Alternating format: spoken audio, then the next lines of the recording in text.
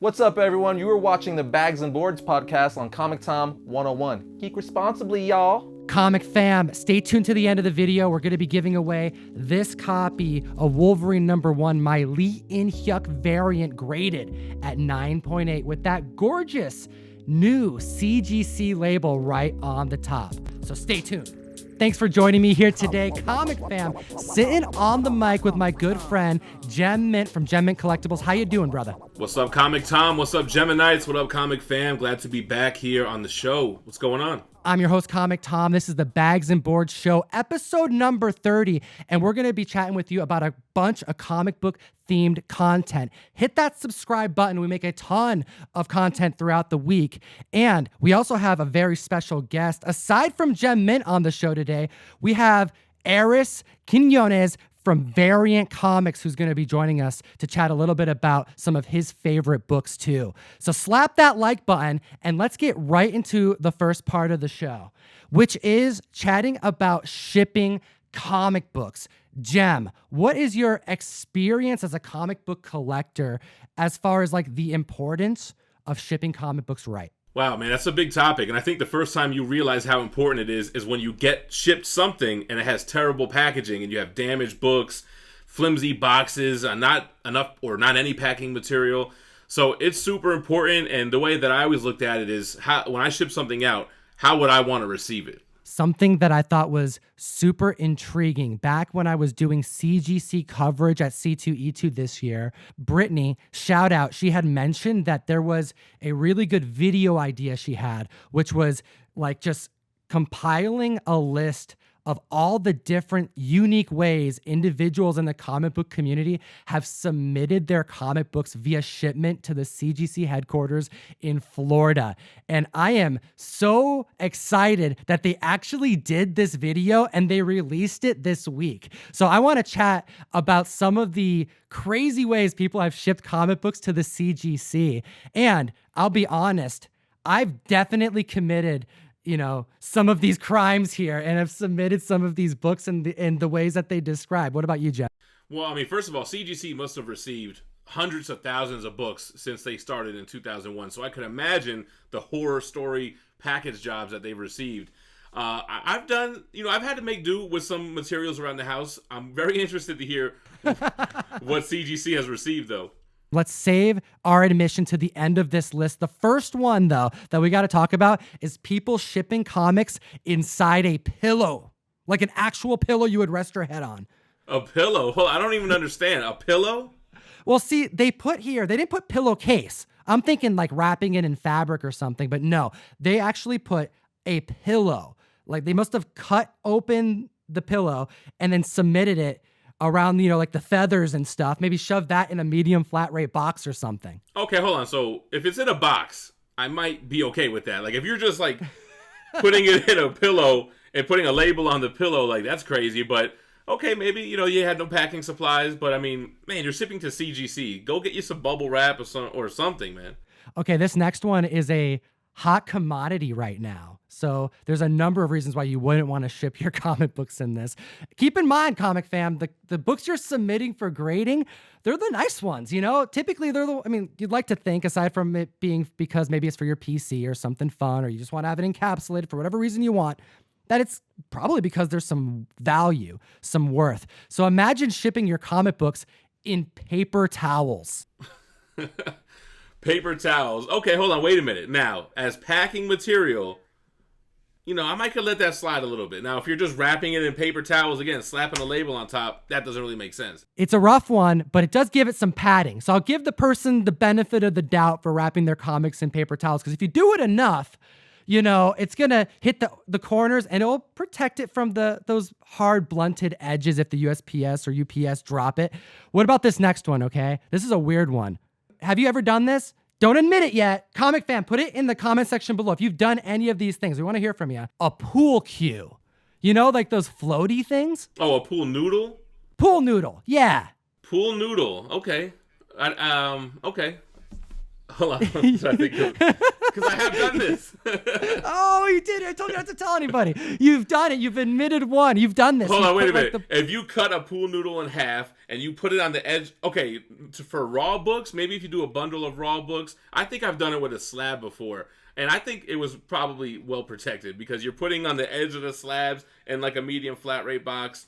But for raw books to submit to CGC, pool noodle as packing material? I imagine, maybe around the edges of the comic book, maybe if there was some cardboard holding it there, that's how it would be done. But yeah, I mean, at least you know that your package would float. That's a thing. If it gets lost at sea, your books will stay at the top of the water.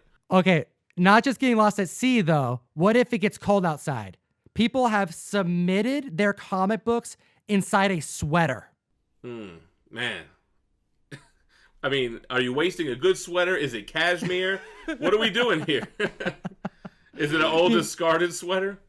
It's kind of like along the lines of the first one on the list, like the pillowcase. We're talking like clothing material, assuming these were all packaged and not just like someone wrapped their comics in a sweater and put the label on top, Yeah, guys, think about it. People at CGC are unboxing these and receiving these and like, what the heck? Pool noodle?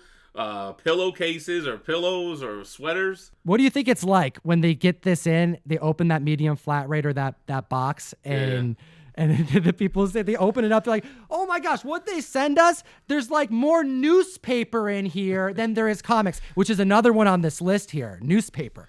Okay, but newspaper as packing material, it depends on the context, right? Because if you have like a bundle of well secured raw books, you have it in surrounded like in a cardboard sandwich, and you're putting it in a box and packing it with like crumpled newspaper, I'm okay with that. Jem, you make a lot of fresh content. People say that all the time about you. And part of the reason why people use that terminology, fresh, is because it's important to keep things, clean, new. It's a good feeling when something's brand new, which is why I think people have submitted their comic books in Tupperware. Tupperware? Yeah, straight up Tupperware. Okay. Maybe glass Tupperware, plastic Tupperware, rubber. Well, it is the only one with the freshness seal. It's true. It's true, man. But, I can't defend this one. I don't understand. Are you putting a pile of books into some Tupperware and then putting that in a box? I mean, they're still going to shuffle around inside the Tupperware. Yeah, like what's going to... Are they putting some? I got to know more information, CGC. Like you're opening a can of worms here. What is the story behind these books? What books were they associated with? There's more to this, but I digress because it also says here that people have packed their comic books, whether it be inside or maybe used like around the edges of the comic books, plastic bottles. No, see, now you're doing too much. Although, hold on, although we're recycling, we're reusing material that would have otherwise been discarded. Environmentally friendly. It's very environmental. But now CGC, I hope they recycled it afterwards. That's true. That's true. They do. They're very health conscious over there, reducing, reusing, Now that we are in this like pandemic, people are really going out of their way to make sure that, they're washing their hands and that they're staying clean and that they're, going above and beyond to try to like limit the spread of things. And a lot of people are wearing scrubs. There's shout out to the medical professionals right now who are saving the country. Freaking awesome. But did you know that some of these medical professionals wrapped up their comics in scrubs and submitted them to the CGC in Florida? No, see, that's not even sanitary. Are they new scrubs? Are they washed? I'm assuming they're new. I'm assuming that they're at least washed at the very least. Don't be sending CGC stuff that's like dangerous, This list isn't like that. This is more of just, hey, shoot, I gotta submit my expensive comics and I don't have anything else to use. No, I can't defend that. Medical scrubs, please go get a roll of bubble wrap. It's at Walmart. It's like $12. That's not necessary. Comic fam, you think this list is done yet, but no, it keeps going. Like that Pink Panther insulation that you use for the walls. You see it at Home Depot. I remember when I was a kid, my dad would say you got to use gloves with that because there's shards of stuff in there. You got to be careful. You sure as hell don't want to touch it. You don't want other people to touch it, but you also, I don't imagine you want to put your expensive comics next to it because people use that as stuffing insulation in their box to protect their comics. What is that, asbestos? Asbestos.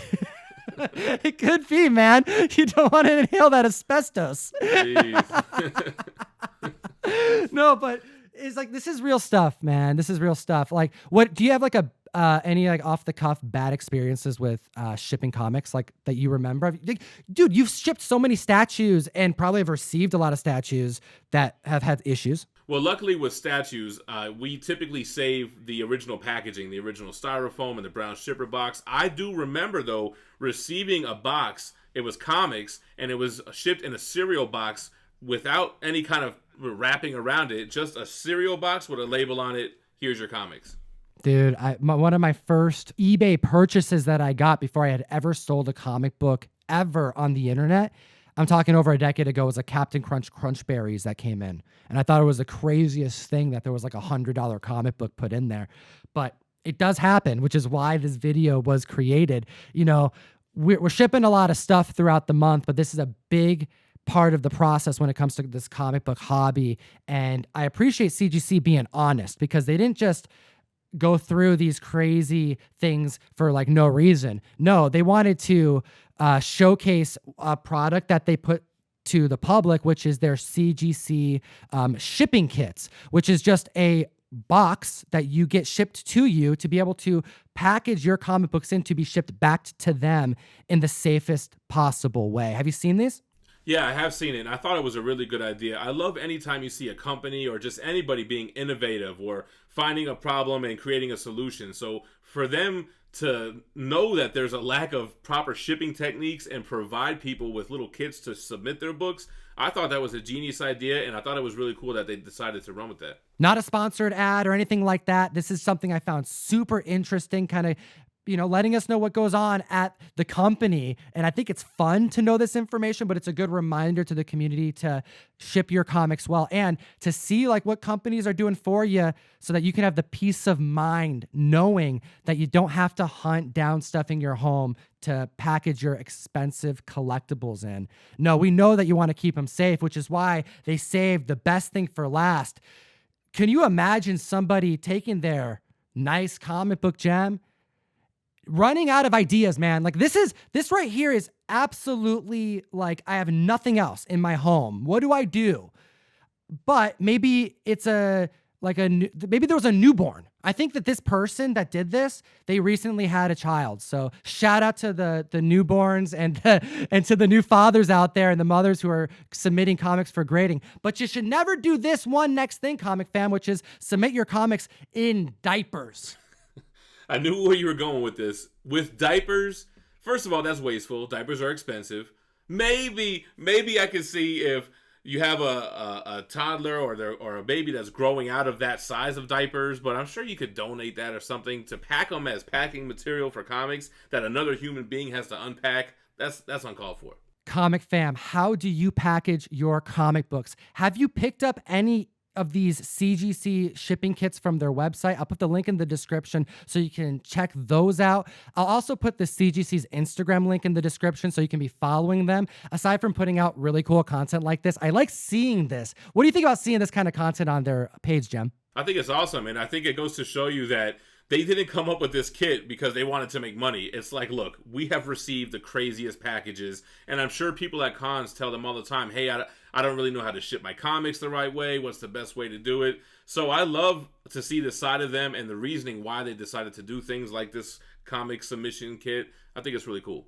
And sometimes your boy does exclusive content with the CGC on their page. So you're going to want to be following them there for some content that you're not going to see on our channels. Let's chat about the next subject of the show. We're going to get into your comments, viewer comments. Yeah, Jem, I haven't read these to you, so I want to start this off. They're about me? Yeah, some of these. This is all about our videos that we've done, man. So let's get some responses from the community, and comment down below, comic fam. We want to hear from you throughout the week. Just know we may read it on the mic. First one is from Stacy Vaught, who says, my wife and I were just talking about that type of comic variant. We were talking about like variants and stuff. Yeah, I remember. And they say, you're in your last video. Great content, guys. Love it. I picked this comment because I'm a big fan of you, Jem. Over this last few years, you've been doing content on YouTube over at Gem and Collectibles. But over this last year, you have a new member that's been on your show way more often. And I'm talking about Mrs. Gem, Fee, who's been killing it on the mic. And I want to know a little bit about what that's like being in a relationship doing content, but also like, how do you guys like share this passion together? Yeah, I mean, it's the best thing you could ask for. And I really like it also when I see people comment on our live shows like, hey, I'm watching with my wife. She says hello. And I feel like her being involved with the channel is getting more people's spouses involved with their hobby. So it's like a really cool thing, man. And with me and her, it's like Gem Mint Collectibles Incorporated up here. We're always working on content. We're reading stuff. We're doing behind the scenes thing to make videos happen. So it's really cool. It's really cool that you guys can share that part of the hobby together. I saw she was getting into like some golden age comics over this last couple months. And I'm like, oh, geez, that's got to be fun for you. Well, I was just going to mention that she's into Golden Age comic books. Thank God, because I don't have to read them. But she's doing the reviews on the like Golden Age Omnibus, and people are really digging it. She wants to start from the beginning. So she's done Captain America, Superman. Now she's going to do Batman. So going to go through the Golden Age, work to the Silver, Bronze, and Modern. Comic Book Hangover had some interesting words. He said, videos like this encourage me to avoid the negativity and work towards stop being an ass online to people just because they bash me for disagreeing with them. I'm also going to approach my LCS with these ideas because I don't want to lose them. Thanks for another epic video. What do you think about that? Wow, it's almost like we converted somebody who is heading towards the dark side and we brought him back to the light because... Yeah, Come back, man. That's a good point. Like when I started the channel, I was always like, hey, this is going to be a positive channel. I'm not here to bash people or tear people down. People disagree, but you got to agree to disagree sometimes and respect people's opinions. So the fact that it made him think differently, that's awesome. I didn't see that comment. That's dope, man. Absolutely agree with you, man. And I like to go into every bit of content that we have the most optimistic way I can and positive way as I can, because first off, we're talking about comic books, and although there are some kind of tough things that may happen throughout the year, I mean, heck, distribution's down right now. There's a lot of things we can complain about. I think that comic books are so awesome that there's always something that we can focus on that is positive, and that's what I like to, reserve for the mic when I have the community's time. Hit that like button, and Comic Fam, let's take a look at the next comment that you left for both of us, but Jem, again, this is more for you because you had suggested this in our last video we were in together. Do you suggest creating a separate IG and Facebook account specifically for purposes of buy, selling, and trading comic books on the internet? I have a personal account and already follow some artists I like as well as buying and selling using hashtags on IG with these. Like, do they need to open up and do new profiles? So I recommend that. I think it's a good idea to separate your personal life with your kind of business or whatever you're going to be doing, buying and selling. It's a business, and I think it's a good idea. It's all about branding. You can kind of create your own little thing, but I still am a big believer that you should still be in the pictures with your comics or with your statues because people want to be comfortable that they're dealing with somebody who's not going to scam them. So while I think it is important, I think it is a good idea to create that kind of online persona. Make sure that you're still relatable and still just a regular person. Think about who you buy comics from, Comic Fam. Like, do you want to buy someone that you have that trust established? You feel good about the decision of giving that person money? Like, think about what you're looking for in any transaction that you would typically do. Apply that to your marketing abilities and your ability to sell online. You can do the same thing and provide that in the form of customer service and community work. Let's take a look at this next comment. Jem says, there's a variant collector born every minute. Uh-oh. Right? So I think he meant that in a negative way, right? Maybe. I don't know. I liked it. I gave it a heart. I think that's optimistic, man. Well, there's a variant collector born every minute. Yeah, I mean, that could be true. You should collect what you like. If you like to collect variants, then nobody should tell you that's the wrong thing to do. Is it a smart move? Is it a good investment? It depends, and maybe that's not why everybody's in this hobby. Maybe somebody always wants the Art Germ variant. Maybe somebody always wants the Virgin variant. So there's really nothing wrong with that. No, I think it's actually way more likely to see people aggressively buying from artists that are currently in the game, who you can actively support in this market. So it would make sense that you would have people becoming variant buyers because there's this connection to their weekly pulls that they already have through their LCSs, as well as the older stuff tends to be more expensive to start with, right? So you're definitely seeing that be a little bit of a more difficult thing to get involved in as far as that part of the community. But then last but not least, there's a reason why we make a lot of comic book themed content, Jem, is that there's so much to know. It's kind of difficult to get into it. So we try to make it more palatable and easier to, kind of step your feet in, get them wet a little bit. And then pretty soon you're buying Golden Age comics and you're reading them like Fee and getting all well-versed in OG Cap.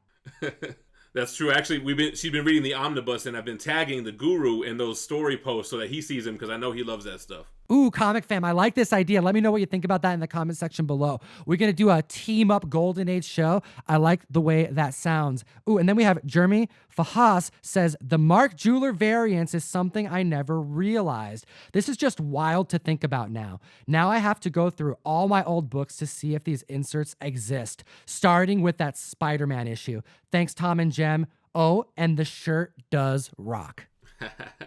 Thanks, man. Yeah, a lot of people purchased the shirt. Fee wore her shirt in the Superman omnibus review.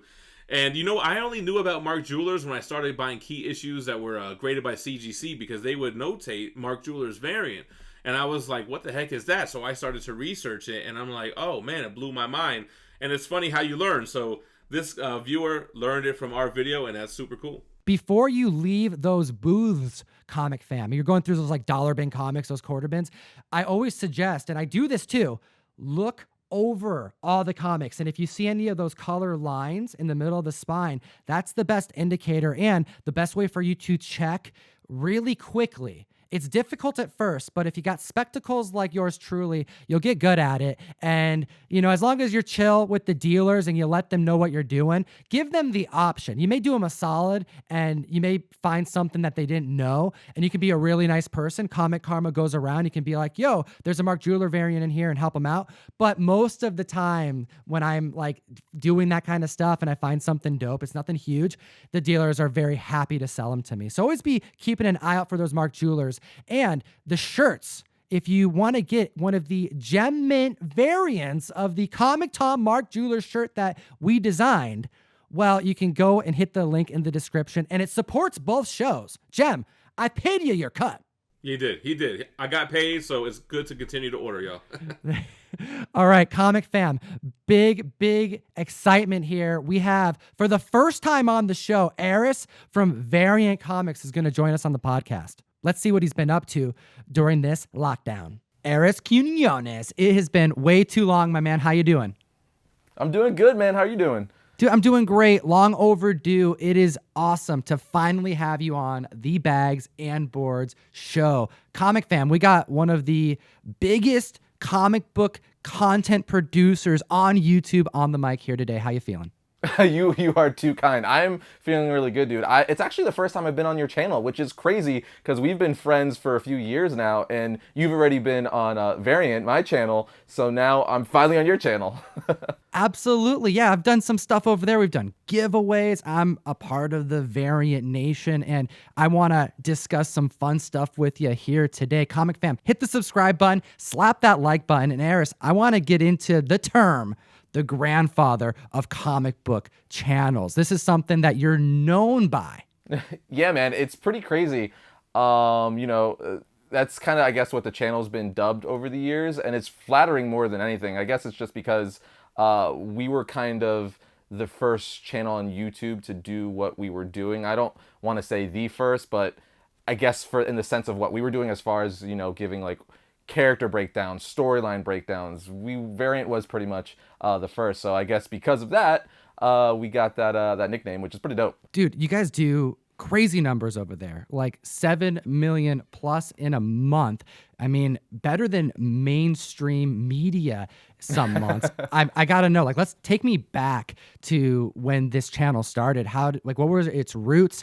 Who was part of it at the beginning, and how did you get to where you are now? Oh man, so what's crazy is the show began in 2012. I believe May of 2012, right? It was right around the time or the same month as the first Avengers movie, if I remember correctly. But what people don't know is that's when the first episode debuted, like the pilot was up. But we were working behind the scenes like 2 years prior to that, because prior to Variant, I've never done any sort of hosting. I was never any sort of like public figure or like, presented in front of people. I was very much like that awkward, nerdy comic book kid behind the scenes. So it was all new to me. So basically, it took some time, 2 years time, to kind of work it out. Me and Ryan Conley, actually, he's one of the other co-creators for the show.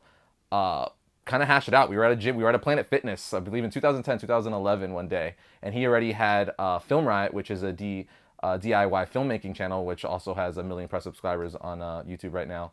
And he was currently signed to Revision 3, which I don't know if people remember Rev 3, but it eventually got bought out by Discovery, and then it got bought out by someone else a few years ago. Anyway, it was one of those big internet organizations that sponsored and bought up channels to like promote on the interwebs. Anyway, he's like, hey man, I kind of want to do another show. I like comic books as well. Would you ever want to host it? I know you've been reading comic books since you were a kid. Like, you're a massive comic book kid, comic book guy, and like all these movies and stuff are coming out. Because this was like at the beginning. This was like, only the first like Iron Man was basically out for the MCU at this point in time. And then it was all building up to the first Avengers movie. So I was like, heck yeah. So it took a while. And we started working it out, pitching ideas. Like, a lot of the mainstays were created back then, like the history of episodes. Because like, well, what, how would we do this? He gave ideas, I gave ideas, and we kind of landed on one of the mainstays for the channel was a history of, right? So it's like kind of breaking down a character that's been around for like 50 plus years in 10 to 15 minutes. Because there's diehards like me and you, but not everyone is going to freaking soak everything up. They just want a summarized Cliff Notes version, and that's what that episode type became.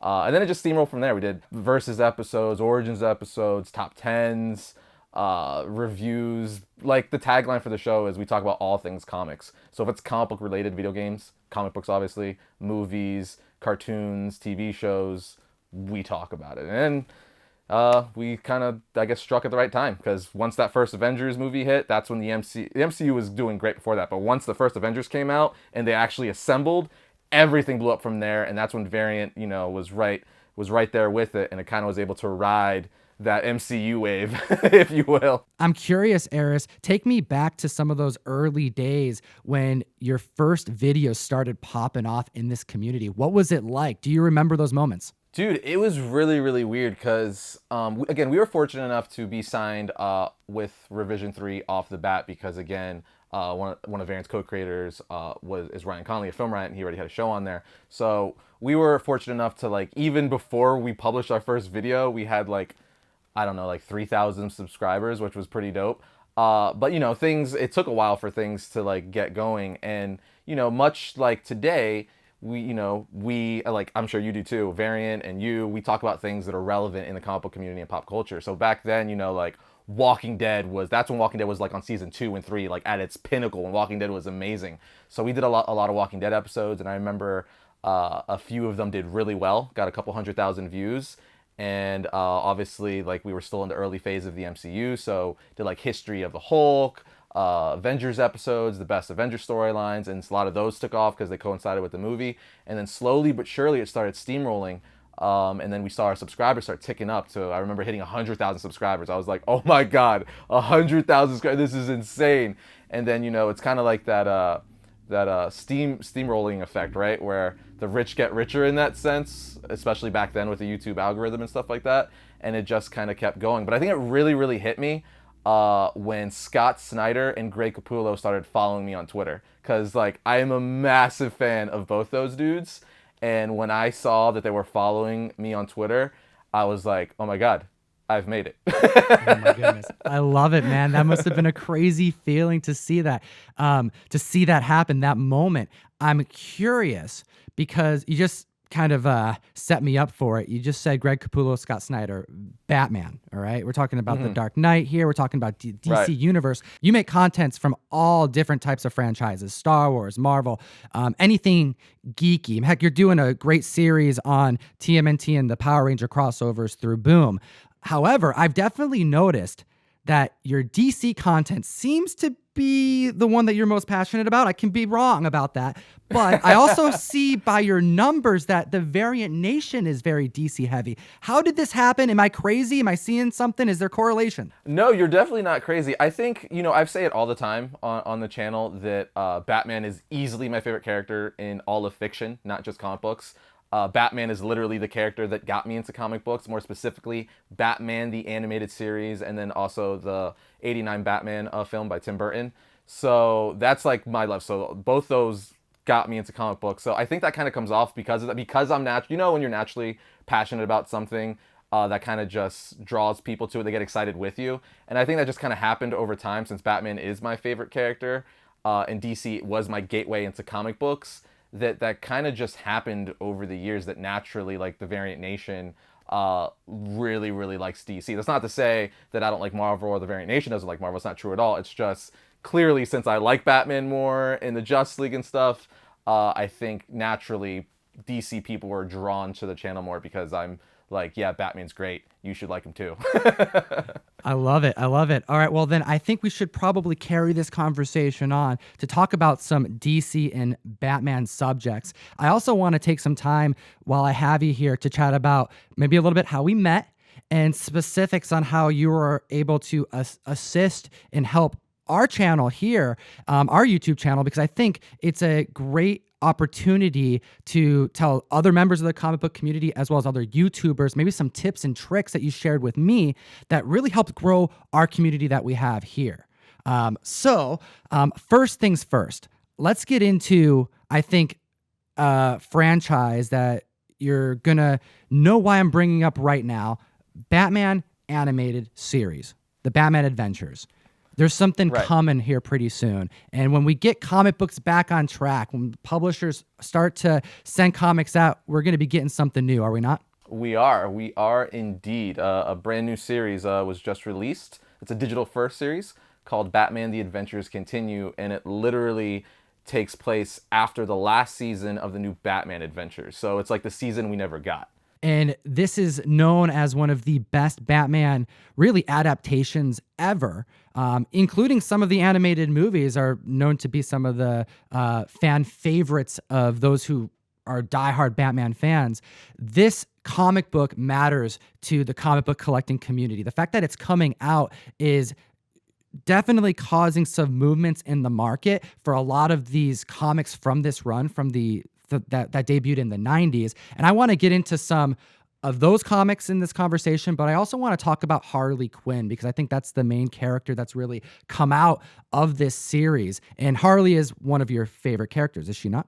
Dude, she is my favorite female comic book character. I've just loved her ever since the animated series. She's quirky, she's badass, she's fun, she's evil, she's good. Great character.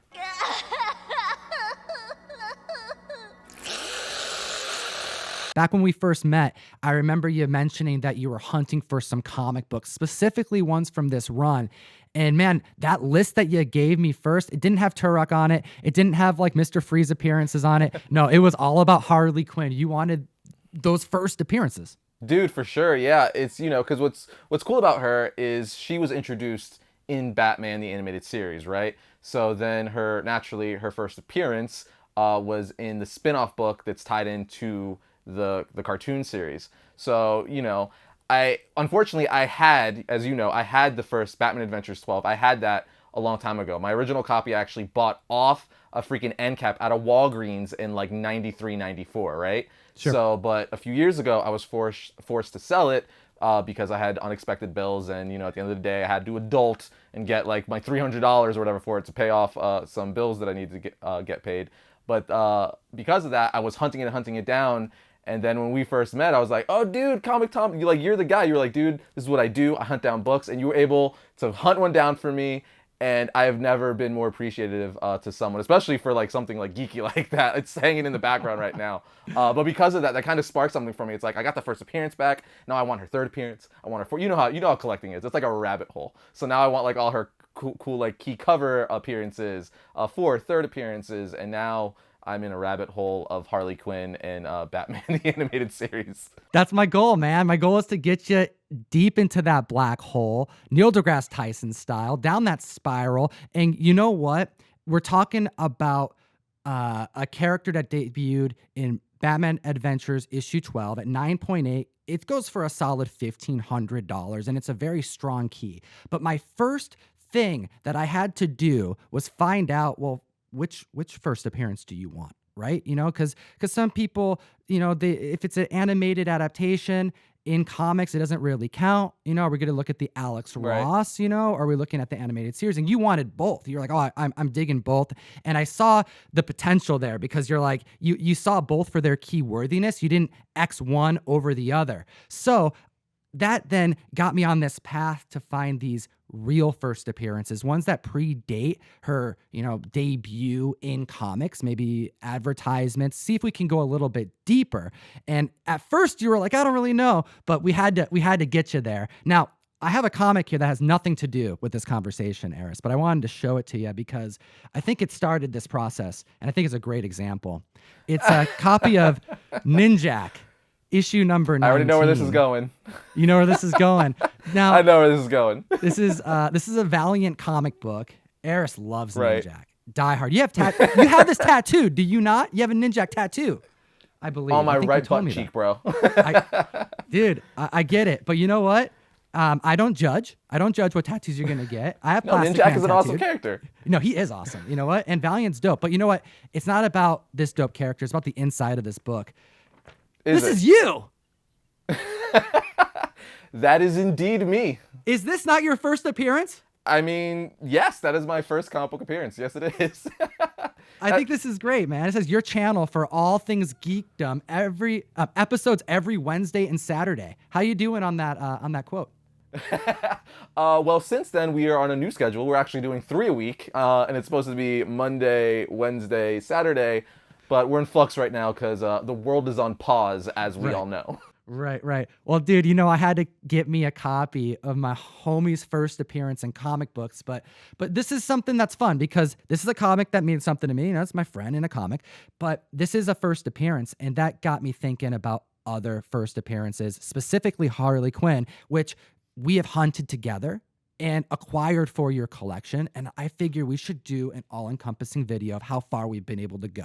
Dude, let's do it. So starting out, I think we should do it in 1993. We should kick this off in 1993 because we know that that's the year that Batman Adventures 12 came out. And by the end of this year, in December, we would have the first movie, Batman Mask of the Phantasm. So that right there marks something notable in Harley Quinn keyworthiness comics. And it happened in the toy that was released alongside the movie. It did indeed. And it was in an action figure. And you got one. I do right here. You actually were kind enough to hunt it down and send it to me. Boom. Right here. There it is, sealed in package. And behind the Mask of the Phantasm book is the coloring book you were talking about, which I also have because of you right here loose. So, and as you guys see, it fits in a modern bag and board. So it's basically, or is the size of a modern comic book. On the inside of this coloring book, there is a Harley Quinn pinup ready for being colored. And you know what? If you're lucky enough to find one, I mean, preferably without coloring on the inside, you may have what many consider to be the second appearance of Harley Quinn, because this, again, is dated in December. It says it on the toy itself, in that it came out in December to coincide with the movie. But prior to the release of this coloring book was Batman Adventures 12 in September. So this is the second published Harley Quinn anything. Now, you can find some on eBay that will say that this is the second appearance, but many actually look to later comics in this run as her second appearance. So, you know, Comic Fam, we want to hear what you think in the comment section below, but not before we go backwards in time, because it doesn't just stop at Batman Adventures 12 in September. Eris, let's chat with them about Batman Almost Got Him. Dude, Batman Almost Got Him. So that comic is, well, it's comic book format. That book is awesome. So basically it's roughly, you know, the width of a comic book, but it's short, right? It's like half a comic book tall. And I believe, if memory serves me correctly, it came with a cassette tape back in the day. But in there is a page with Harley Quinn inside the book, which, because of the date on it, people are like, well, is this the real first appearance of Harley Quinn? And it's kind of one of those things that's up for debate in the comic book community. That's right. It adapts the Almost Got Him episode. And at the time when this character was being debuted in the animated series, they wanted to have someone pop through the cake. This is a Joker story. There's a lot of happenings. There's a lot of villains hanging out. And rather than having Joker pop through the cake, they thought Joker wouldn't do that. Let's have a new character do it. Right. So they created Harley Quinn. Dude. And you know what? People loved her and they had to bring her back. For sure, dude. I think it's an understatement to say that she is an A-lister right now. You know what I mean? She's, almost surpassed even A-listers like Catwoman and Batgirl in a lot of senses, right? And she's came out way after them. So it was definitely a win for DC.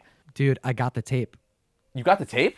Yeah, I was able to hunt one down on eBay. Someone listed an open but complete set of the book, the box, and the tape inside. I just have to get a cassette player.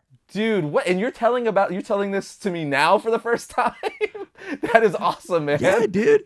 We got to get you back on the show to listen to it, dude. Dude, 100%. That is dope. I know in the past you were able to find a loose copy of the actual book, but not like the package and the tape. I'm going to need to listen to that. Absolutely. So then, you know what? The date for this comic book, it's a little bit difficult to pinpoint because the publishing house that created it has changed names multiple times over the years. And there's actually records on the CGC forums of members calling the publishing house, trying to get data on the month that this cassette read-along book was debuted.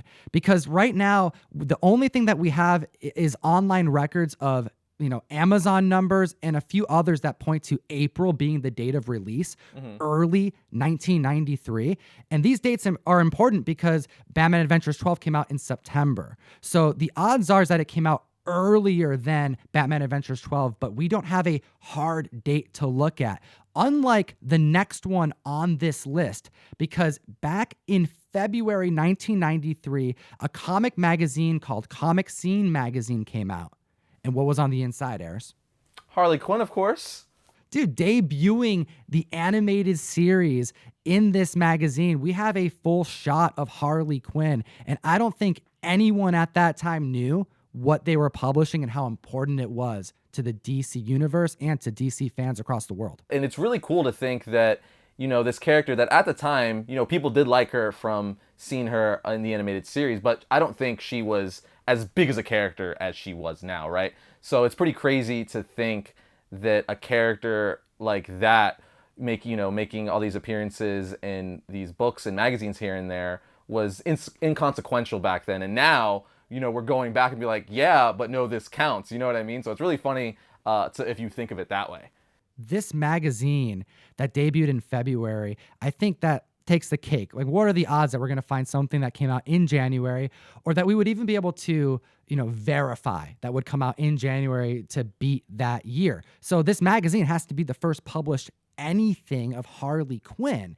And yeah, it's a magazine. It's not a comic book. So yeah, it's her first real appearance, but it's not her first appearance in something comic size. But we've already, when we're venturing into the magazine portion, we're abandoning the comic format as it pertains to whether or not it's key worthy. So since we're already doing that, let's go back just a few more months to 1992, because I thought we were done there, Eris. I thought we had found the last one. Do you remember? This happened over the course of a year. How many times did I contact you going, dude, I found another one? Dude, it was pretty freaking crazy. You were like, I got another, and I'm like, how are you finding this though? Like, what dark places of the interweb are you going to finding all these publication dates? Dude, I'm just blindly buying some things, just searching, looking up photocopies, Googling. Well, you know what? I found something back in 1992 that came out. It was a Batman animated series 3D board game. And yes. I didn't think anything of it, but it came out in 92. And that would date everything. And then I saw what was inside. You did see what was inside. And I have two, right? I have one opened and one sealed. Again, because of you, the Hunt Master, were like, yo, Eris, I found this. Do you want this? I think you're going to need this. So I'm going to show you guys the one sealed. I have it right here to the side. Boom. Right here. Right there. And I don't know if you could see this. I'm sure you could show a picture if you can't zoom in on here. But you see Harley Quinn on the back right here. I don't know if that's in focus or not, but she's in this board game. Yeah, it's like little cardboard cutout of Harley Quinn. And to think that they would have had to make that, you know, at least half a year, if not more, prior. They must have been thinking of her as just an extra character. Like, hey, we need one more slot to fill. This character has a cool design. We'll make her, a feature. 100%. It's kind of crazy how all this happened, because again, I don't think a lot of people thought, to go down this rabbit hole that much and consider things like, board games, coloring books, magazines, and be like, well, since this is still, in published or printed, is this her first appearance? And it's, it's one of those things where like a lot of people might be like, no, Batman Adventures 12 still is. But then there's definitely a group of people who are gonna be like, no, this one is. You know what I mean? So there's gonna be that back and forth. I want to know your thoughts, Comic Fam. What do you think about the real first appearance conversation? Clearly, Eris owns them all, and it's partially my fault, doing it. But you know what? I think it's fun, and I say it all the time. The Hellboy lenses, when they come on, I don't judge, because I buy a bunch of Hellboy memorabilia. I like the scarcity and the unique aspect of the collectible. For sure, there's always those characters. I think that everyone has those characters that are really special to them for one reason or another. Harley Quinn is definitely top 3 for me, and because it brings me back to Batman the Animated, and that's where she was created and stuff. And it's just fun to kind of see where you can go with it. And you shocked me when you found all this stuff, because I'm like, I'm a massive Harley Quinn fan and BTAS fan, and the fact that I didn't even think to go down a rabbit hole like that, like you did, I'm like, good on you, Tom. I appreciate that, man. And I'm going to keep the hunt going. Maybe we can go back to 91. Dude, Find could you some concept imagine? art. Comic Fam, we're not done talking about the DC animated universe. No, we have 10 more books to discuss. You know what, Eris? This is something that got me excited. Hearing that they are going to be bringing back a new issue to bring us back into this world that we all love.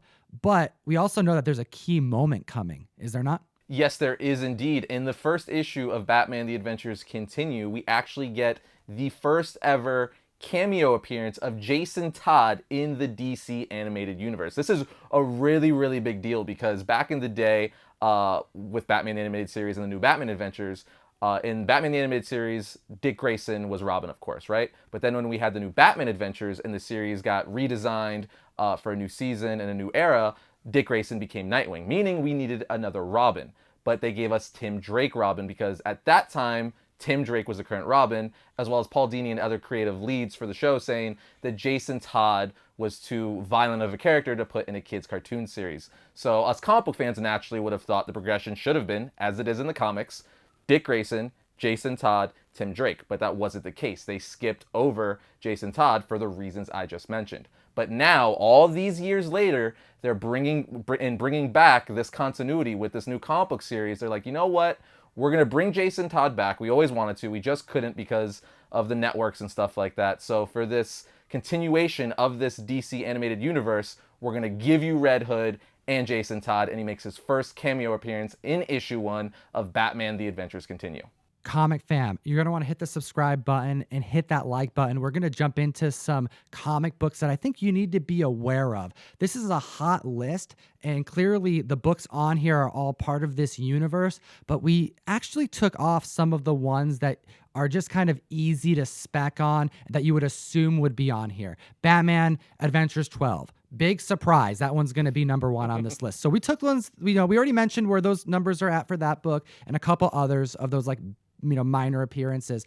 I want to fill this list up with things that you may not know that are moving, and ones that we're keeping an eye out. And let's kick them off at the list here at number 10. Eris coming in with the first top 10 on the Bags and Boards show. Super excited about it. Batman Adventures issue number 28. Dude, Batman Adventures issue 28. This is an awesome book. I mean, it's a Harley Quinn appearance. I believe it's the 4th Harley Quinn appearance, and the cover is just awesome. I mean, people want this issue alone because of the cover. You have Joker, Harley Quinn on it. It's her 4th appearance. It's animated, like you said. What's crazy with the animated universe right now is all of us kids that were watching this series and reading these comics in the 90s are now adults. We're like in our mid 20s to early 30s. So we got the money to spend. So we want to go back and buy these issues of these key appearances for these characters we liked and read these stories again. So this is definitely a book that if you like Harley Quinn, you like BTAS or the DCAU, it needs to be in your collection. $25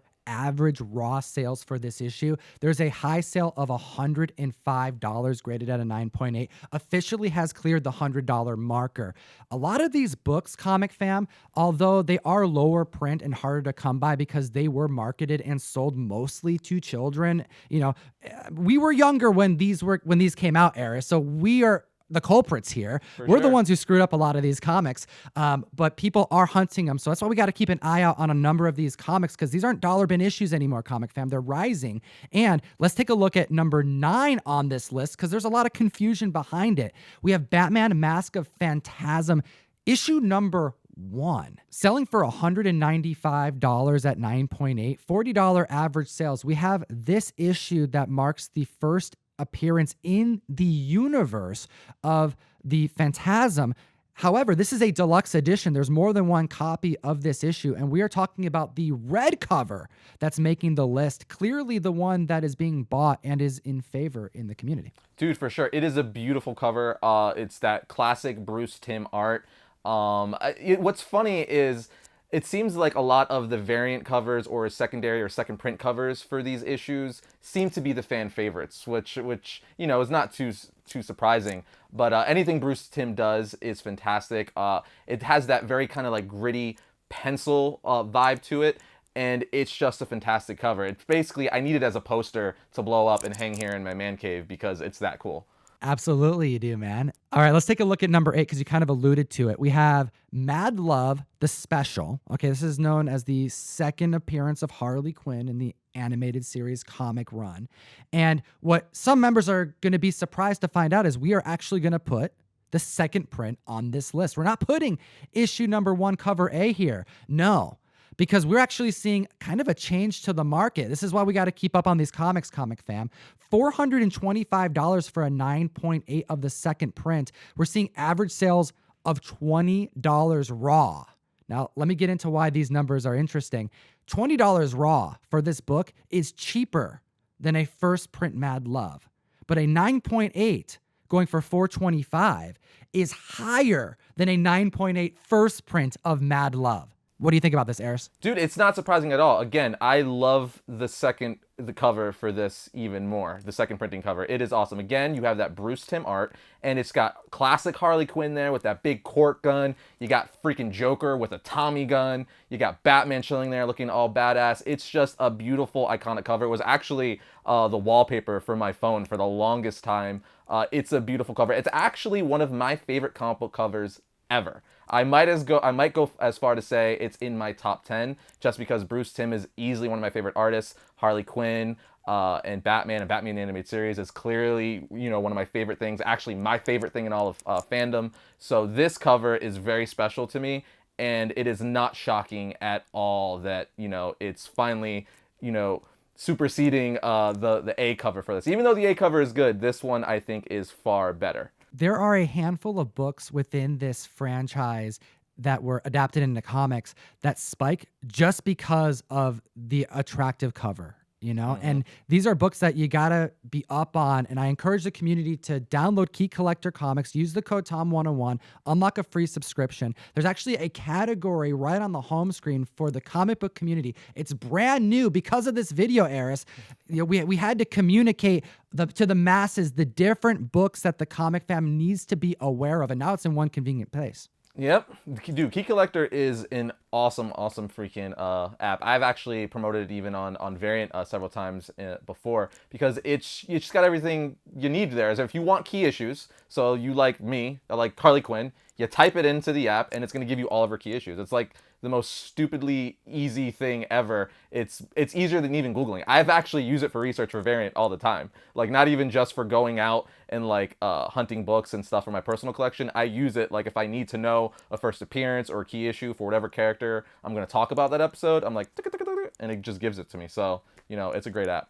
Looking at number 7 on the list, we have Batman and Robin Adventures number 8. One of those issues that you have to know by cover, and you're going to want to when you find out that this isn't a dollar bin issue.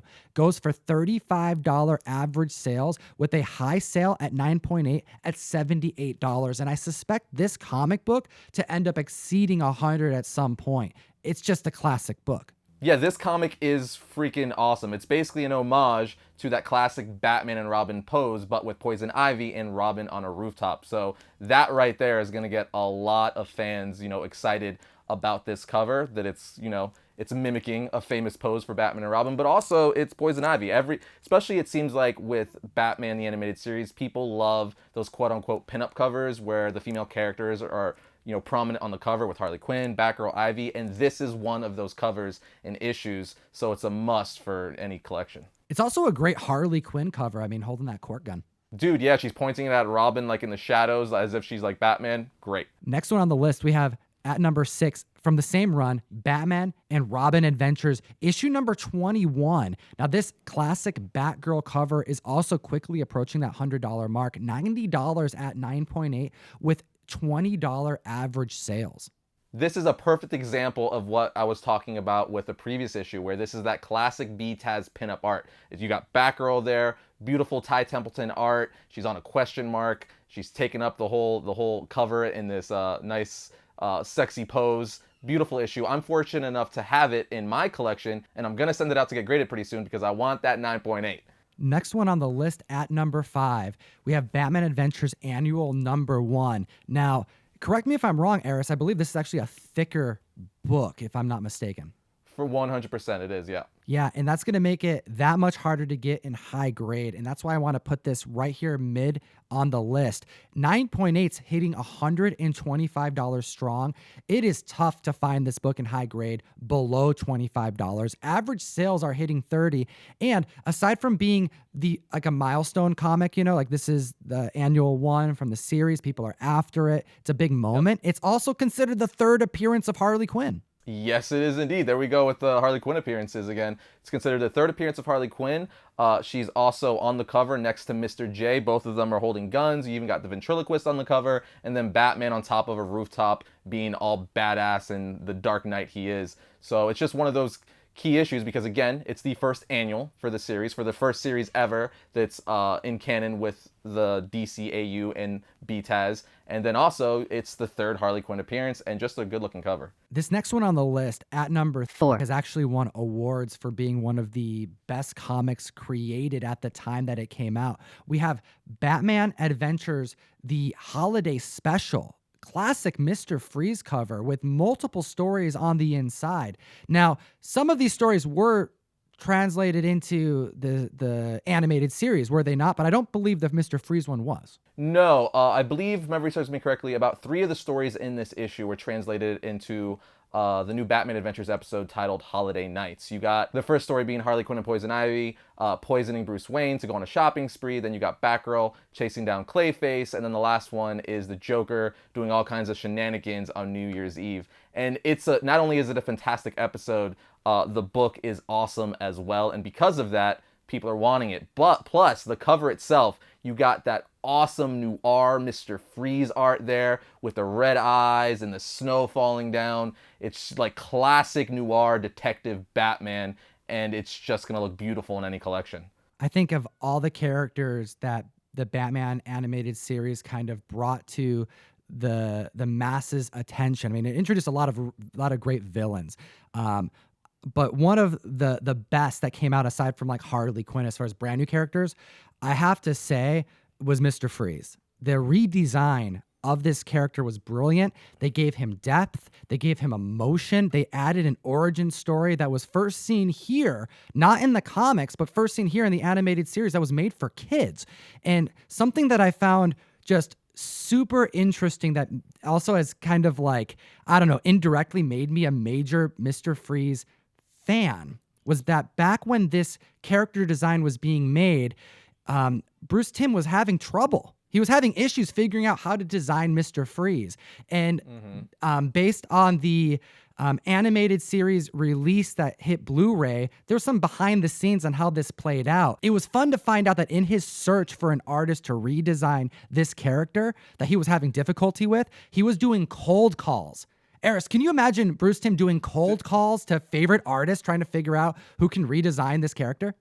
Dude, it's the weirdest thing, especially from an icon like Bruce Timm. You know, he's a titan in the industry because of all the designs and his art style from Batman the Animated Series and the DC Animated Universe, like Justice League, Batman Beyond, Justice League Unlimited. So it's pretty crazy for him to see a guy like him be stuck on something. But I think, it makes people realize that even being the best or greatest at something doesn't mean you're always going to nail it right away. But even going off that, besides just actual character design, like you mentioned earlier, the new origin we got for Mr. Freeze in the episode titled Heart of Ice is insane. Like, a lot of people don't realize that before that episode, Heart of Ice, Mr. Freeze was like just a meh.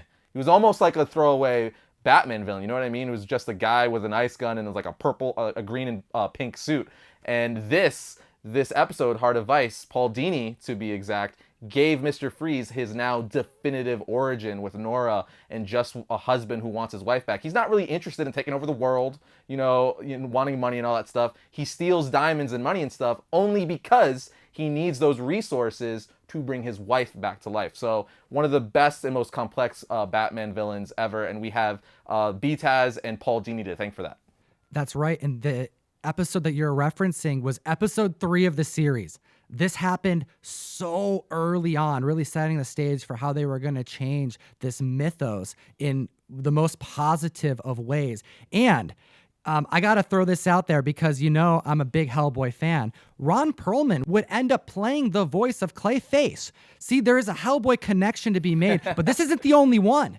Because the artist that Bruce Timm called, that he cold called to have that design made, that they would actually go to use in the animated series, would be none other than the king of negative space, Mike Mignola. Dude, it's insane. I think, again, it goes back to, I don't think most people realize just how many creative geniuses worked on Batman the Animated Series. Like, you got Ron Perlman, who this was way before he even played Hellboy, Mike Mignola, so many amazing voice talents. Mark Hamill voicing the Joker, Harleen Sorkin doing Harley Quinn, Kevin Conroy, who is the definitive Batman. This series, I could just, I feel like I'm a mother bragging about my child with this series when I really have nothing to do with it, but I just love it so much.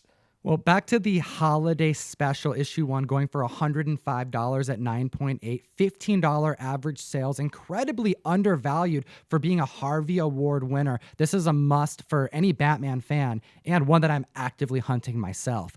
Let's take a look at number 3 on the list here. We have Batgirl Adventures. There was a lot of different spin-offs in the comics. They were definitely utilizing the hype of this show and trying to make as many comics as they could. Dude, yeah. Now, what's really cool about this is, like you said, they retitled this spin-off series, or one-shot, if you will, to, instead of the Batman Adventures, the Batgirl Adventures, because it's a Batgirl story. Batgirl is on the cover, and she's on the cover in that classic BTAS red and black noir colors. As everyone who watches Batman the Animated Series knows, the skies in Gotham are red and black. It's a very dark show, and they recreated that with this cover. To be exact, Bruce Timm did this cover, and this cover got made into a Batman black and white statue by DC Collectibles, which I need to grab because I do have this cover. I was lucky enough to get this in a collection a few months back, but I need the statue to go along with it and then put them side by side because that would just be amazing.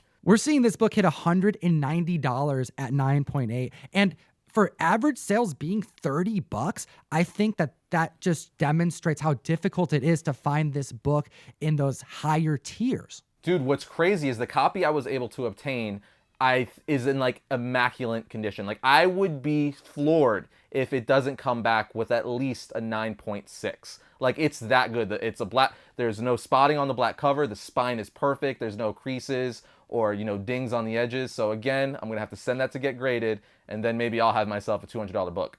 Now at the list at number 2, Batman Adventures number 36. Batman in this classic position in front of a collage of other key moments of the series. This book goes for over $200 in high grade.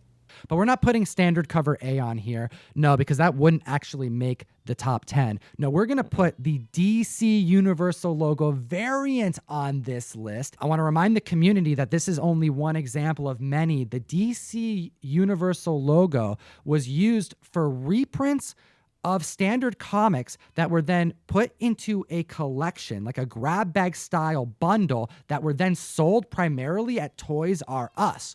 So these are hyper scarce, and there's not an official list of what all exists. So people are hunting for ghost comics from this run.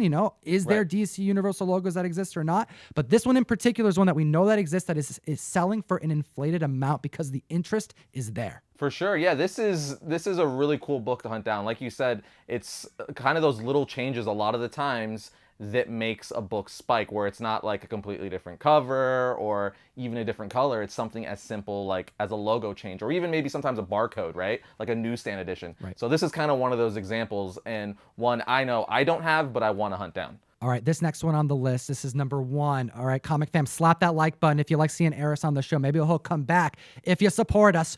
And we have to chat about number 1 on this list because I have been specking on this book. I've been watching this book for a long time. I know Nick over at Key Collector Comics has been doing the same. We have Batman Adventures issue number 16. All right, you're going to know that this book is important just by the cover. You have 2 characters that are famous in this run, Joker and Harley Quinn. It goes for $150 at a 9.6, not even a 9.8, 9.6 hitting $150, $30 average sales because, well, they get married? What's going on in this issue, Eris? Dude, yeah, so the cover is Joker and Harley Quinn getting married on top of a wedding cake. This is one I do not have. I definitely want. But it's, very popular because of that, because it's the Clown Prince of Crime and Harley Quinn getting married on the cover of the book.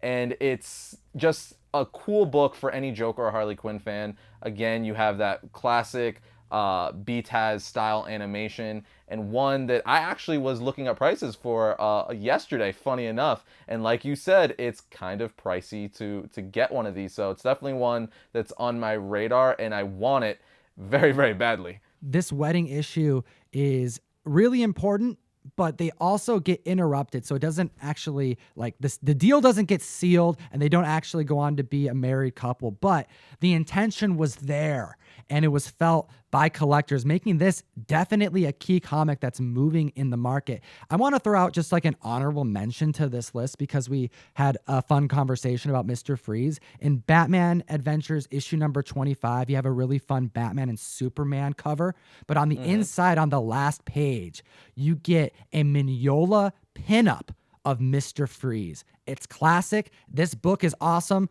mostly for that reason alone. It doesn't sell for much, but as a Mignola fan, I had to point it out. Dude, for sure. No, I just love the cover for that issue in general. Like you said, you got that Batman, Superman on the cover. It's very much an homage to the Batman Superman animated movie that's also within this continuity. And, really, really cool to have Mignola in the background there, or in one of the last pages of the issue. Love me some Batman, Eris. Thanks for going over that with me. I think we should now take some time and provide some value to the comic book community, similar to value that you provided the channel here back when we first met. Can you believe it?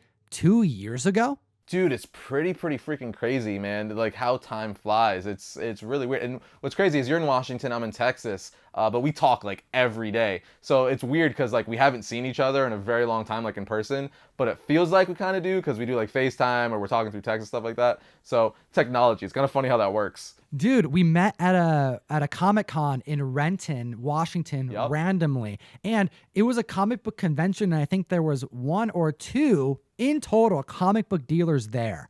And I thought it was just super random that you were making an appearance there. And when we saw that you were going to be at a table, I remember chatting with Slav, and we were like, oh, maybe we can just bug you about your channel and you can provide some insight on, I don't know, any recommendations. We were approaching, I think, 1,000 or just over 1,000 subscribers at that time. Dude, yeah, that's crazy. It's kind of funny how all that worked because I just got an email one day from one of the promoters of that show, and they're like, hey, we have this con up here in Washington, and if you want to come, we'll fly you out, we'll put you up in a hotel. And I was like, okay, I've never been to Washington, plus Comic-Cons are fun. I like talking to fans and stuff like that, so I'm like, sure. So I went, and then, you came by, I believe, on a Saturday it was, and we chatted for like an hour about YouTube and comic books, and... It was like 2 hours. Yeah, and it was only up from there, Tom. Now we're in love. Homies, dude. We homies. It's good. I really appreciate you taking the time at that convention to go over some tips and tricks with the channel, and I thought this would be kind of fun. Let's chat about some of those tips, and maybe even to the general audience who may have YouTube channels, maybe they can learn something from this video. One of the things that I'll never forget were 2 words: color vomit. Yeah, you were asking me about thumbnails, like, what should go into a good looking thumbnail and stuff like that. And one thing we learned over the years is that so you do a thumbnail, right? You're putting it up in Photoshop. It's big. It's filling up your whole screen because you're editing it, you're making it, right? But when you put it up on YouTube, a lot of people watch stuff on their phones or small tablets and stuff like that. So they're only seeing this little itty bitty picture of the thumbnail, right? So if it's color vomit, it's just gonna look like freaking paint threw up on this little rectangle. So when, the advice I gave to you is when making a thumbnail, I would say this to anyone, as far as design goes, try to pick like, 3 to 4 colors tops, and don't even make it so sporadic, because again, like even the hardest thumbnails to do for the channel is like Justice League and Avenger thumbnails, because there's so many characters in a thumbnail that it's just hard to make it not look like just blue, red, yellow, pink, purple, you know what I mean? So those are the most challenging ones. We usually look for pictures, like black and white pictures and stuff like that, to give to Josh, who actually does the thumbnails for us, because I'm not talented enough to do the awesome thumbnails. We have Josh who does them. But yeah, man, I would say to anyone, just don't pick a lot of colors. Try to stay simple. Simple is usually best. And you should be good from there, because if you pick 2-3 colors, when it's small and down, you'll be able to be like, oh, that is the Flash. It's yellow and red Flash. I love it. It went a long way for our channel, implementing some of those changes. One of the other things I remember having was a conversation about your audience, specifically the Variant Nation, because I'm part of that community. So I wanted to know from you, tips on growing your community, ways to serve your audience. And you spoke a lot about value. Dude, yeah, it's kind of crazy, like I feel it's weird when we're talking about this stuff. I feel like a lot of it is almost common sense, but then like not at the same time, you know what I mean? Like, so obviously the normal stuff, like reply to as many comments as you can on your YouTube videos, reply to people on social media, to have that interaction. People like to feel involved, right? Like even with people and stuff I watch, I want to feel like I'm a part of what they're doing and stuff like that. Like even though I don't know them, I do know them, you know what I mean? Just because of the way they're interacting with the audience and stuff like that. So, all that normal stuff, stay active on social media and things. And then one of the things we found a lot of success in is giveaways. We tend to do giveaways from time to time, or as often as we can, whether that's teaming up with companies like Sideshow, DC Collectibles, or even you. We've done several giveaways with you. We gave away a freaking, to this day, we're friends with tons of companies. Sideshow Collectibles, DC Collectibles, Hasbro, like major companies. And still to this day, the best giveaway we ever did for the channels was with you, ComicTom101, an Avengers issue 1. Listen, we gave away an Avengers issue 1 because of you. And doing that stuff, you're giving back to the people who put in all those hours of watching your face week to week. And that it's just, really rewarding. I would like to get to a point where we're doing them like every week, giving away comics and stuff that's, that crazy. But in the future. I had to bring the heat. I had to bring the heat for the Variant Nation and hook up the fam. We've done some fun giveaways over there, and we implemented a lot of those on our show as well to help grow the community. Let's chat about like maybe consistency. That's definitely something that I've always been able to come to rely on with your channel, regardless of whether you're filming from your studio or from your home. Yeah, man. Consistency, I would say, is definitely top 3 for sure. If I remember correctly, how I told you all those years back at that Comic-Con is think of it like your favorite TV show, right? So if you're watching, I don't know, let's say The Office is still coming out every week, right? Let's say we're still in the days where The Office is being released. So like every Friday, let's say you're gonna get a new episode of The Office, right? It's going to build up a routine. You got a schedule. So every Friday at 8 o'clock on this channel, you're going to watch a new episode. It's the same exact thing, or it should be the same exact thing for YouTube, right? You got to let your audience know every Wednesday at 7 o'clock, you're going to get a new episode. So that way they know what to look for. Because let's be honest, obviously we're YouTubers, so we know the algorithm and the subscriptions don't always push things out as they're supposed to our subscribers. I mean, you have to subscribe like 4 different times nowadays to get notifications from the channels you subscribe to. So if you let your audience know every Monday, Wednesday, Saturday, you're going to get new content. Over time, it's going to be ingrained, and then they're going to know to look for your content on those days. So consistency, and then even I would say post often. I do think there is something to be said about posting too much, about oversaturation. I know for Variant we post around 2 to 4 times a week. It really depends on what's going on with the news and stuff like that. We have 2 to 3 main episodes a week, and then we try to do a fourth of, like, they announce like a new Batman movie or something big in the comic book world, where we'll just get on a mic and talk about it real quick. So I would say consistency, let your audience know when you're posting content and how often you're posting content, and then try to stay to that as best as you can. Obviously, life happens, especially times like this right now where we're in this horrible pandemic and things change, but, adapt as well as you can. I appreciate the reminder to let the community know to subscribe to the channel. You should do that, Comic Fam, while you're here. You should hit that button. And also, let's chat a little bit about relevance. I always have been impressed with your ability to turn out a video, a script, I'm assuming, as quickly as you do. Now, when we chatted about making this video recently and putting, the Batman animated comics all together and putting into lists and, value to the community, it was all because there's a comic coming out soon that is causing interest in these issues.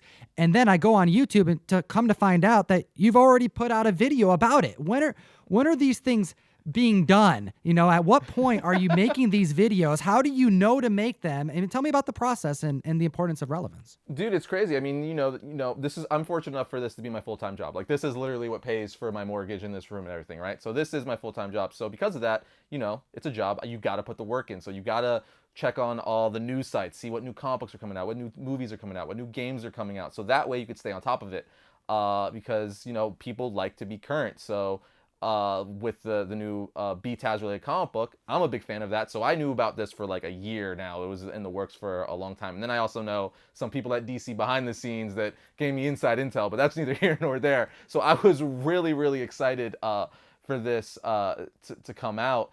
And it's just, one of those things where you just got to jump on it. Like, for instance, when they gave us our first look at Robert Pattinson as Batman in Matt Reeves' upcoming Batman film, we literally did an episode that day. I remember I was currently working on an episode.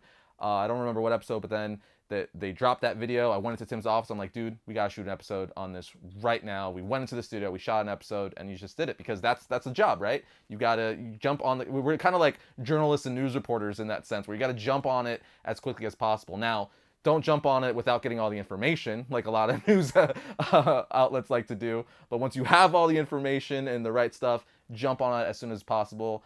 A lot of the times, like when big characters like the Batman Who Laughs, right? Batman Who Laughs is a massive character. People love him. So I remember when his origin issue came out a few years ago, I marked it down when that Wednesday was coming. I literally got up at 7 o'clock that morning, read the issue. Then by 7:30 that same morning, I wrote a script and was shooting an episode by 9 a.m. to get that episode up by 4 p.m. that day. Like, so a lot of the times, like, there's single day turnaround, because if you want those views, you want to be the first one to get it, you gotta jump on it quick. Oh my goodness. I love hearing that breakdown and the work that is involved with getting this content out consistently on time to the comic book community. Comic Fam, you got to be following Variant Comics over on YouTube. The link is in the description to support a YouTube channel that I've been following since well before I got on YouTube or even Instagram.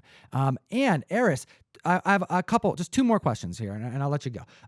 I want to know what you would like to see more of on YouTube as it pertains to comic book themed content. It was crazy. So, like, obviously I want to see stuff that, like, I'm not doing, because I'm doing it, right? So, like, it's funny. People ask you, you're a YouTuber, you're on YouTube. Do you watch a lot of YouTube or a lot of comic book themed content on YouTube? And the funny thing is, I don't, because I'm always doing it myself, right? So I don't really watch a lot of comic book content on YouTube as far as, like, people that break down, like, storylines and origins and stuff, because that's what I'm doing myself. Sure. So the comic book themed content I'm drawn to is like the collecting side, and then even like the toys and collectible side.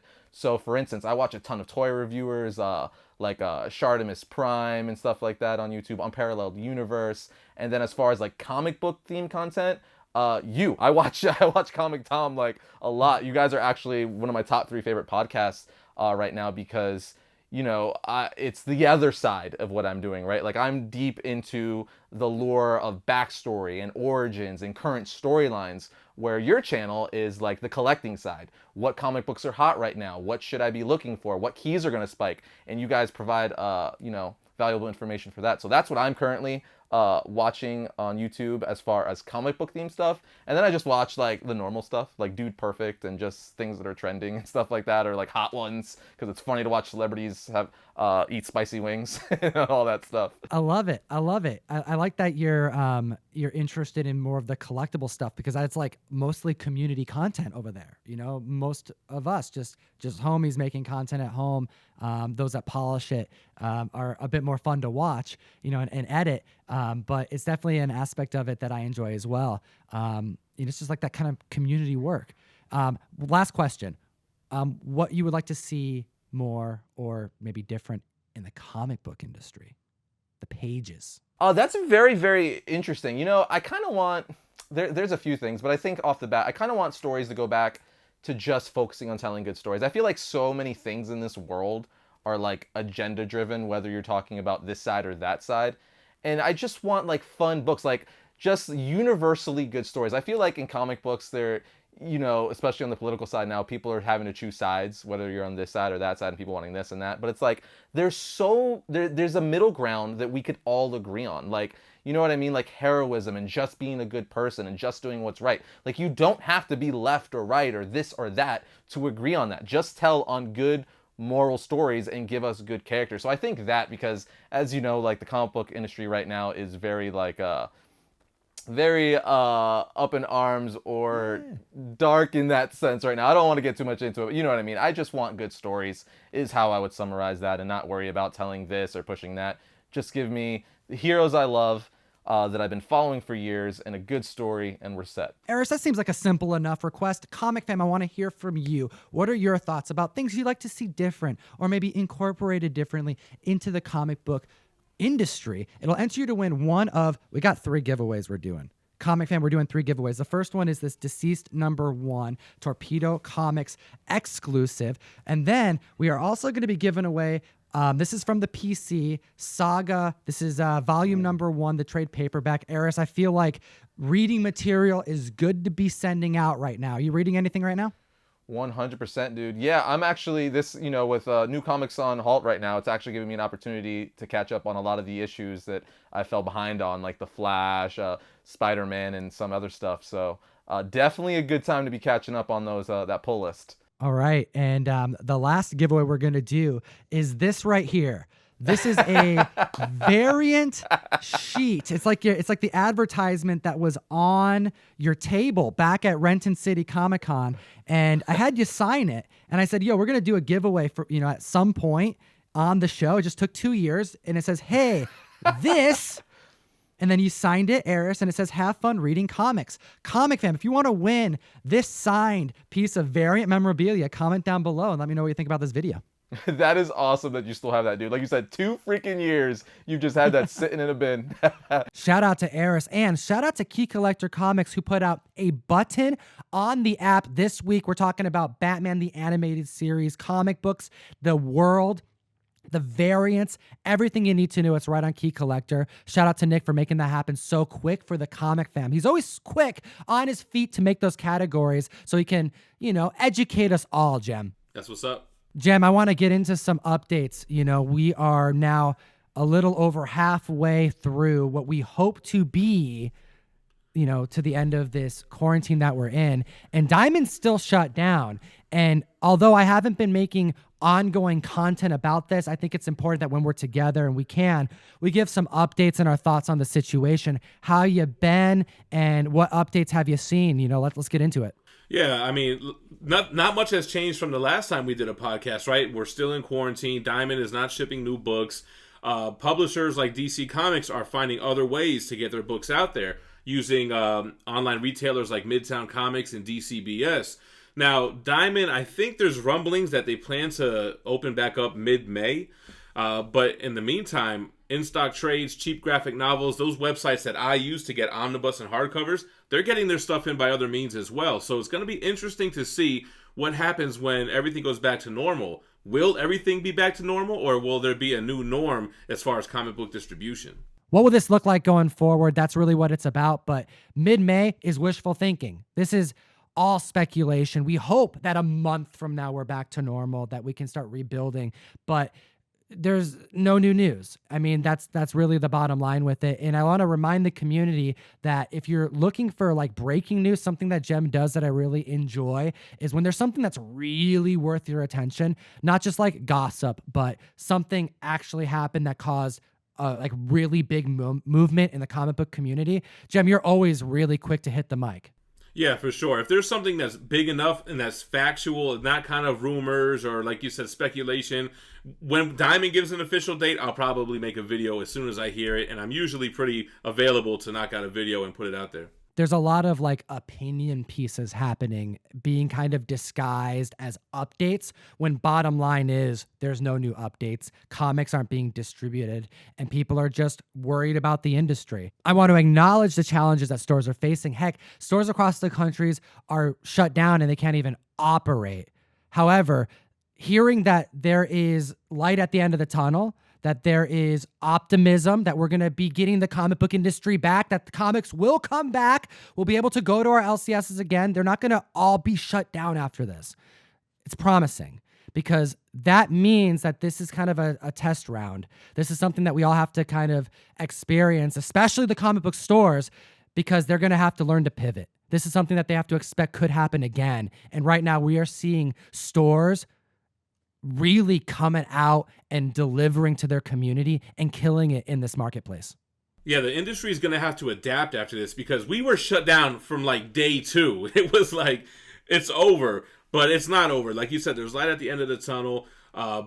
It's very sad that a lot of creators got a penciled down notice and they're not able to work. But something else that has kind of come out of this, which I find really interesting and I'm a really big fan of, are these crowdfunded comics. These creators are putting out books independently by themselves and they're crushing it right now. There's a few of them out there putting up really big numbers, and that's the type of hustle and grind that I love to see, and I think that's a positive thing. It started before this, but it's really taken off with everything else being shut down. These crowdfunded creator-owned projects are really flourishing. We were talking about Joe Schmalke last week on the Top 10, and he recently, in the last 2 weeks, funded a Kickstarter for Electric Black. Brian Pulido, who's been doing so much for the comic book community since the early 90s, recently exceeded $300,000 on his recent Kickstarter.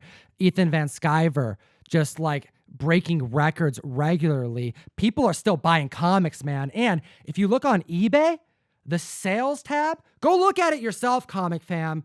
You guys are hungry for your comic books. You guys are buying like crazy. And I like to imagine that all of this right here means that when we do have the ability to go hit our LCSs again, to go in store, to anxiously await our Wednesday pulls, and to get our comic books, that we're going to see what could be not just like the mark of something that was like really, really crappy. Like in the comic book history where Diamond shut down and no one got comics, where we know maybe we're going to see the biggest resurgence. Maybe we can see records break when we come back. Totally, man. I'm really ready for the upswing of this thing. I'm looking forward to it. Comic fam, let me know what you're excited most to read when things get turned right back on. I want to remind the community that if you want to join the Mystery Mail Call, our comic book subscription service here at ComicTom101, where we send you comics every single month, we are still sending them out. You can get a Comic Tom exclusive this month, courtesy of Scout Comics, Long Live Pro Wrestling, with a variant cover done by the very talented artist Piper.